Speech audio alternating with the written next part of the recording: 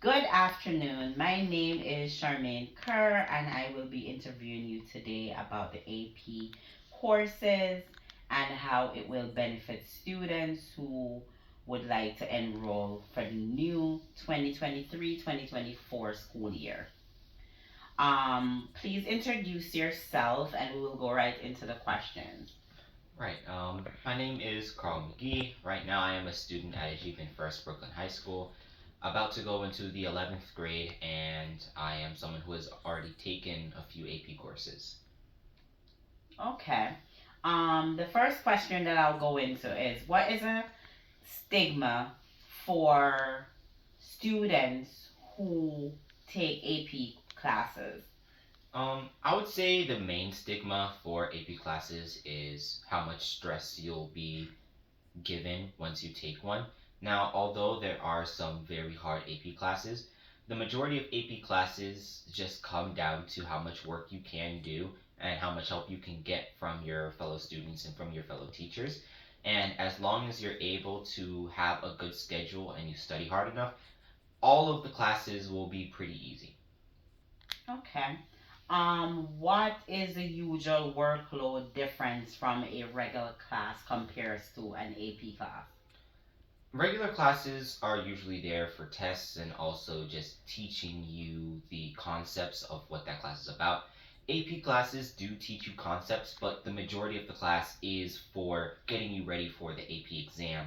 So, whatever you are going to be taking for that AP exam, that's what the majority of your class will be focusing on. For my example, in AP World History, we had to do a lot of essays and learn how to form writing habits so that way we would be prepared for our AP exam. Okay. My next question is what are some burdens, consequences of AP classes you would take into consideration? The way I see an AP class, it's like a double edged sword. For example, you can get a really high GPA, and if you have a really good AP score on your AP exam, you'll be able to have credits into your college class. But you would say the same if you did really bad on a AP exam or an or you got really bad grade on your in your AP class like a D or an F. Your GPA will plummet like very low, especially if you take multiple of them and you do bad in all 3 or 4 of them. How many you're taking. So if you get like one bad grade or one bad classwork grade, it'll usually decrease the majority of your other grades, like your GPA by like a couple points. But if you get a really bad test score, then it's going to decrease a lot. Okay. What are the major benefits of an AP class that makes them worth your while?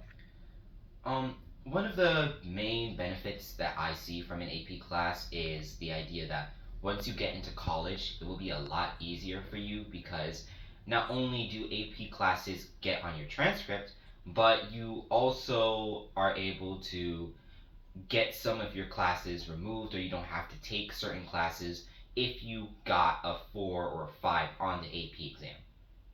Okay, great. My next question, how can you find out which AP classes will benefit you personally? Well, first of all, you need to find out what are your strengths and what are your weaknesses. If you know there is a class, specifically an AP class, and you're really strong in that subject, go for it. If there is a class that you struggle in and there's an AP class for it, I would suggest not to do it. Because if you're already struggling in that subject, taking an AP course, which will usually be harder, is not going to benefit your GPA or your mental state whatsoever. Okay. What score do you need to receive in an AP course for college? The main score that you want to look for is a 4 or a 5 on the AP exam. Most colleges that are like Ivy League schools, such as Harvard, Stanford, Yale, are not going to usually accept threes. So, yeah, Okay. Um, how do you sign up for AP classes? the main thing that you want to do is go to your main office or your college advisor or whatever teacher is usually the person who's able to set that AP class up and you can ask them for further directions, or you can go onto College Board and there are multiple tutorials on YouTube that will be able to help you find out which AP classes you can sign up for. And if you're already taking an AP class and you just got finished with your AP exams, you can also go on a College Board and find out what is your AP score, which will be coming out very soon. Okay. So Carl, you answered all of those questions. We got a lot of good information from them. Thank you. No problem. However, can you tell me a bit more about your experience with AP classes, and are you planning to take more AP classes next semester? I would say the experience is usually shaped by what the curriculum is and also the teachers and the classroom. I had a great classroom. Everybody was really in depth with the material, and although there were some very funny moments, we were always able to get back together.